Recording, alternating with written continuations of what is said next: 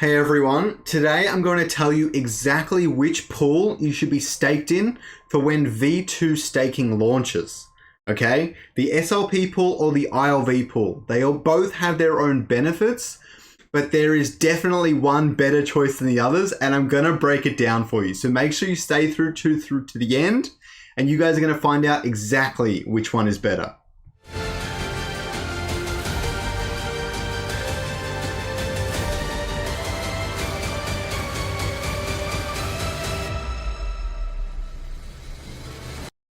Now, as always, welcome back to the channel where I am Scoriox and I do the maths and you do that sweet degen. And as always, I am not a financial advisor. This is not financial advice, and please always do your own research. So I have some awesome stuff for you today. I'm very excited to show you this.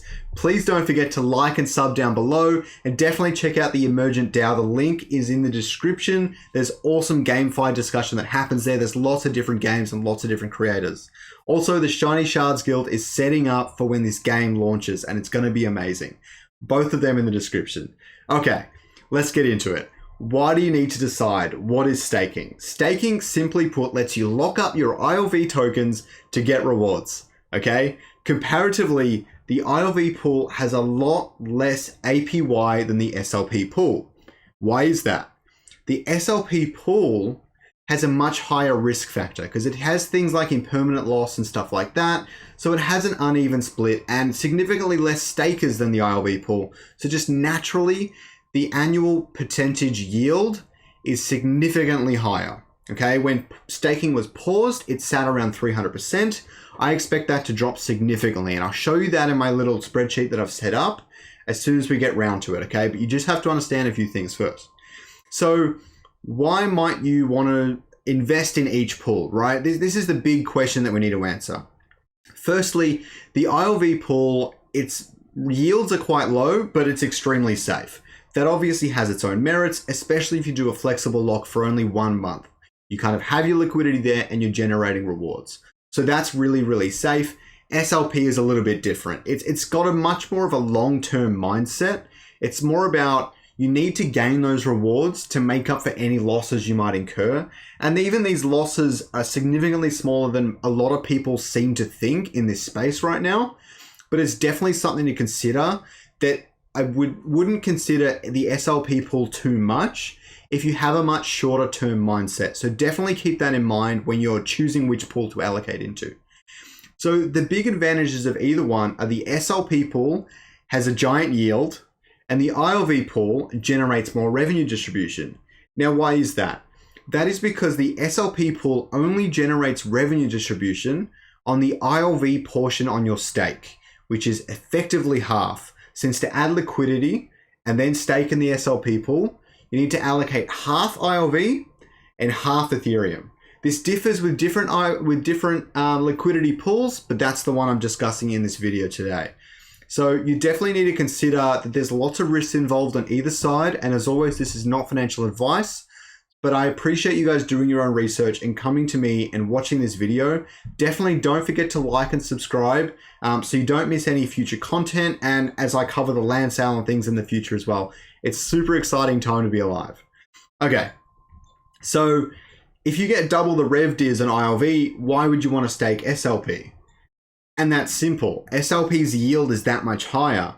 Now, before I drag you guys through the weeds here, I'm going to show you kind of what I've whipped up.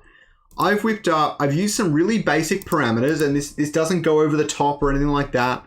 So definitely keep that in mind. But I've used some very basic parameters to kind of determine which pool yields more ILV tokens. That is ultimately what's most important to me. And the price and the token price fluctuates so much that I wanted to keep it in ILV tokens. That is what's most important. Okay, now this does depend on the price because the amount of tokens you get for revenue distribution depends entirely on the price. It does not for the SLP. Now, these are both taking in consideration one ILV token.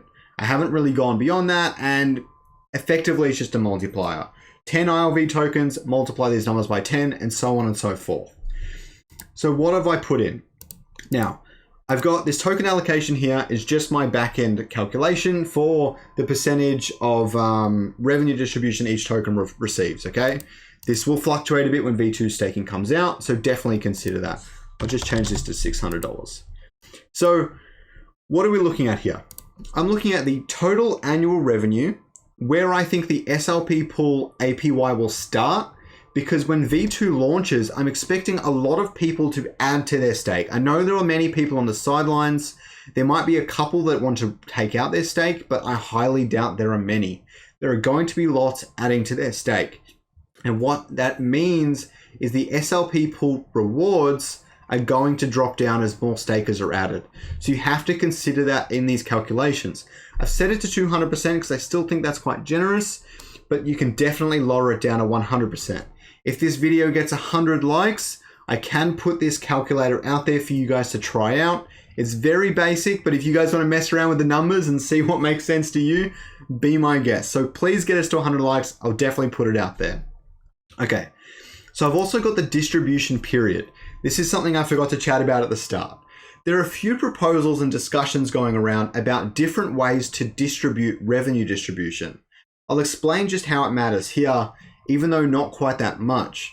But essentially what this means is they'll have a revenue distribution fund, right? And it will be evenly split up across potentially 6 months. Nothing is set in stone, could be longer, shorter, or not at all. Could be just given to people. But the idea is it'd be given out over 6 months.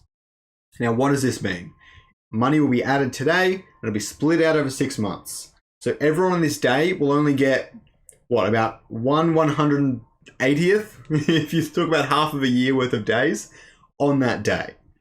And then as the days progress, that split will keep splitting up across 6 months, but eventually it will catch up to itself. Now, I've done this on a monthly basis, so it's a little bit harder to see. I might make another version that's daily so that it's really visual. But, and in this first one, I've actually added the land sale. I've estimated that to about 250 million, likely a bit less because of SILV claiming and things like that. But I'm going to leave it there for now because this is very highly speculative. I hope you guys understand that. So this is, and what happens is the USD distributed slowly increases over time. Now, I know it looks a little bit weird now. It's a bit hard to understand, but let's just break this down. So you start off with all the land sale money and everything being allocated to the project, and that's split up across 6 months. Slowly, that 6 month catches up to itself. And after 6 months, approximately, obviously subject to change, Illuvium sales and everything could throw some spanners in the works. After approximately 6 months, it balances itself out. And then every month you're getting the revenue distribution you are owed, okay? What does this mean? This means that this doesn't really affect it. This incentivizes people to stake and not buy and sell the token and just kind of crush the token price, which is important. The token price is very important, but you'll see in my below calculation that I like a low token price, as you guys know. But eventually it balances itself out, and it's like it was never the case to begin with. What this does do is it slows the up ramp. So for example, if we have a day where Illuvium goes from 1 million to 10 million players in a day, that is not going to show up in your bank balance. Let's put it that way. It's not going to show up for a little while as the thing churns out. But really, the most sustainable projects do have a slower run up. So that's kind of what we're hoping for anyways. Now, in my example that I would consider a standard example at the top here, you can see that the ILV pool allocation and the SLP pool allocation, SLP is about 4 times more. It crushes the ILV pool. Why is this? The APY yield is just too good for revenue distribution, at least in this scenario. Now, I have done a second scenario and you guys are going to really like it.